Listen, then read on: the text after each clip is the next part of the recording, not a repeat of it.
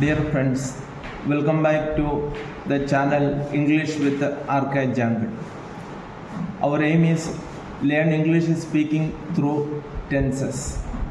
In the last videos, I taught you how to frame affirmative sentence using simple present.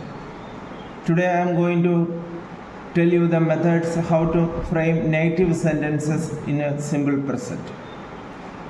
दोस्तों, हमारा channel में आपका स्वागत है और अगर आपको चैनल पसंद आ गया तो सब्सक्राइब करके, कमेंट करके, शेयर करके हेल्प करें। आज का हमारा लेसन है नेगेटिव सेंटेंसेस। नेगेटिव सेंटेंसेस को हम हिंदी में बोलते हैं नकारात्मक वाक्य, यानी नकारात्मक वाक्य यानी वाक्यों में अपन साधारण बोलते हैं उसमें नहीं आएगा। उदाहरण के लिए, मैं नहीं सोता हूँ, मम्मी खाना नहीं पकाती है और वह मुझे गाली नहीं देती है, पापा अखबार नहीं पढ़ते। इसमें विशेष रूप से हमें देखने को या सुनने को मिलता है नहीं। इस प्रकार का वाक्य हम अंग्रेजी में कैसे बनाएंगे? मैंने आपको पिछले वीडियोस में सकारात्मक वाक्य यानी अफर्मेटिव सेंटेंस कैसे बनाते हैं मैंने आपको सिखाया। उसी अफर्मेटिव सेंटेंस को नेगेटिव में यानी नकारात्मक वाक्यों में कैसे बनाते हैं ये है। और इसके लिए हमें सबसे पहले इसका रूल्स जानना बहुत ज़रूरी है। जैसे कि सब्जेक्ट मैंने आपको बताया, सिंगुलर सब्जेक्ट होता है और प्लूरल सब्जेक्ट होता है। कभी तो आई यानी मैं जाता हूँ, मैं नहीं जाता हूँ, उस प्रकार का मैं जोड़कर भी आते। इसलिए हमें इसमें 3 प्रकार का गोल्डन रूल सीखना है। अगर सब्जेक्ट सिंगुलर हो तो हमें इसमें हेल्पिंग वर्ब लगाना जरूरी है। हेल्पिंग वर्ब डस, सिंगुलर सब्जेक्ट के लिए हेल्पिंग वर्ब है डस, और प्लूरल सब्जेक्ट के लिए हेल्पिंग वर्ब है डू। और अगर सब्जेक्ट में यानी आई हो तो इसके लिए भी अपन डू। नहीं चाहिए, हिंदी में नहीं आते, इंग्लिश में इसके लिए आपको पता है नोट आते हैं। सिंगुलर सब्जेक्ट के साथ डस प्लस नोट, हम शॉर्ट में डसेंट भी बोलते हैं, ये तो बाद में आपको बताऊंगा। अभी आपको टेंस सीखना है, टेंस के द्वारा इंग्लिश बोलना धीरे धीरे आपको सीखना है। सिंगुलर सब्जेक्ट प्लस डस प्लस नोट प्लस वर्ब की फर्स्ट फॉर्म, इधर में V1 लिखा है यानी वर्ब की फर्स्ट फॉर्म। पिछले वीडियो में आपको मैं कुछ वर्ब का फर्स्ट फॉर्म मैंने लेकर बताया और इसमें वर्ब का फर्स्ट फॉर्म आपको समझ में आ गया। सिंगुलर सब्जेक्ट प्लस डस प्लस नोट प्लस वर्ब के फर्स्ट फॉर्म प्लस ऑब्जेक्ट है। आगे कुछ भी आएगा तो बाद में अपन लिखेंगे, ये तो मैं आने वाले क्लासों में आपको बताऊंगा। अगर प्लूरल सब्जेक्ट यानी सब्जेक्ट बहुवचन हो तो डू लगाएंगे, do not, do plus not, उधर भी वर्ब का फर्स्ट फॉर्म आता है और फिर ऑब्जेक्ट। अगर आई सब्जेक्ट के रूप में आएगा तो डू आएंगे, do plus not plus verb का फर्स्ट फॉर्म। इसमें आप सीखने वाले सभी को एक बात ध्यान में आया होगा कि डस प्लस नोट का बाद first form, do plus note का बाद first form, do plus note का बाद इधर भी वर्ब का फर्स्ट फॉर्म ही आएगा। इसका मतलब यह है डू और डस और डू के बाद हमेशा वर्ब का फर्स्ट फॉर्म ही आएगा। अभी मैंने कुछ वाक्य आपको पहले अफर्मेटिव सेंटेंस में मैंने सिखाया आपको मम्मी भोजन पकाती है, उसमें मैंने आपको उसी सेंटेंस को मैं नेगेटिव में चेंज किया है।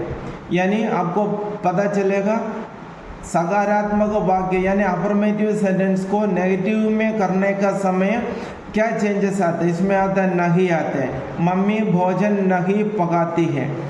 अब इसको हम इंग्लिश में लिखेंगे। इसमें काम करने वाला मम्मी है, मम्मी को अपन मदर बोलते हैं और स्पोकन इंग्लिश में हमें चाहिए तो मम्मी भी बोल सकते हैं, कोई प्रॉब्लम नहीं है। इधर मैं इंग्लिश में अभी ग्रामर के हिसाब से ही बना रहा हूँ। मम्मी, काम करने वाला मम्मी है, मम्मी मैंने मम्मी लिखा है, यानी अपन मदर भी लिख सकते हैं, मम्मी भी लिख सकते हैं, कोई बात नहीं। आज मैं मम्मी लिखा है, मम्मी तो एक वचन है इसलिए अपना डस नॉट आएगा, does not, does not, mummy does not. खाना पकाने को हम कुक बोलते हैं, कुक फूड, कुक फूड। समझ में आ गया आपको? Mummy does not cook food, यानी mother does not cook food. और हम स्पोकन इंग्लिश में मम्मी बोलो कोई बात नहीं, डस नॉट, मम्मी सिंगुलर होने से अपन दर डस नॉट लगाया है और वर्ब का फर्स्ट फॉर्म आया है। अभी नेक्स्ट सेंटेंस है, पापा अखबार नहीं पढ़ते हैं। पापा को हमने स्पोकन इंग्लिश के हिसाब से पापा ही बोलो, कोई बात नहीं।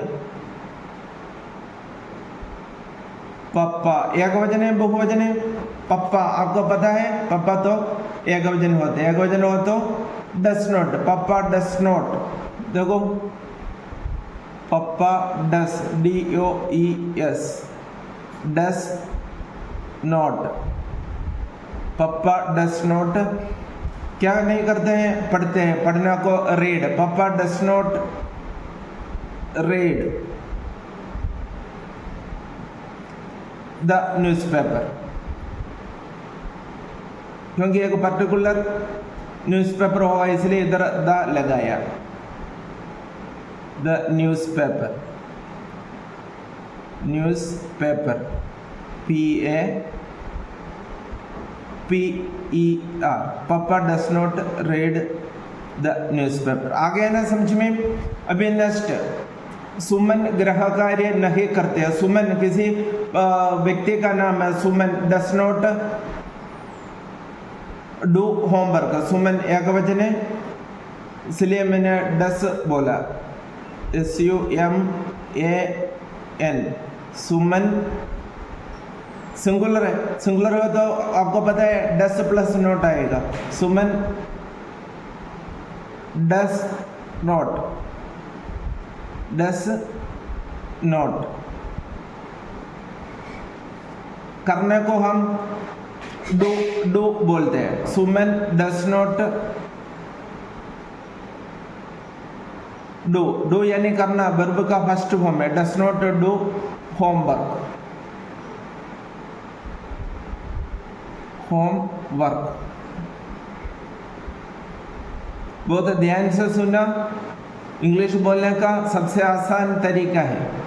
देखो नेक्स्ट, मेरा भाई अंग्रेजी नहीं बोलता है। मैं काम करने वाला कौन है? मेरा भाई। मेरा भाई को my brother, my brother, brother BROTHER,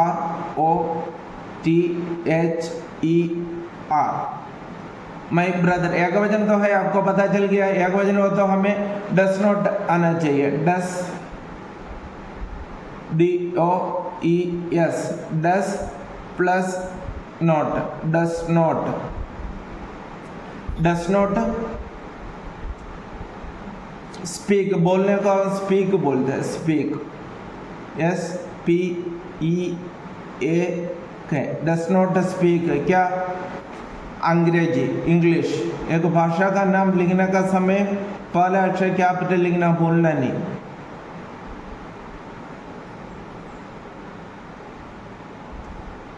does not speak English.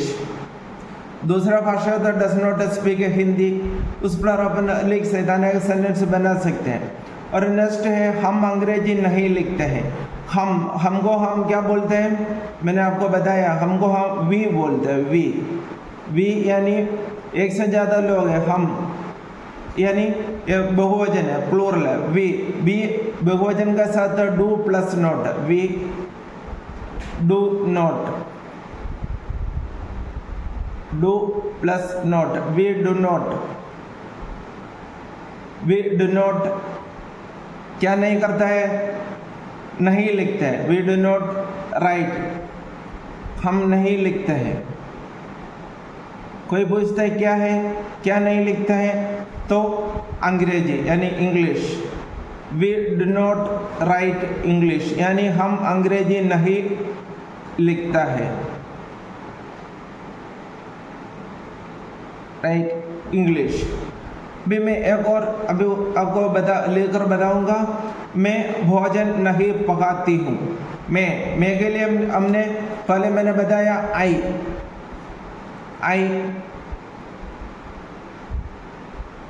आई के साथ do plus not, I do not, do,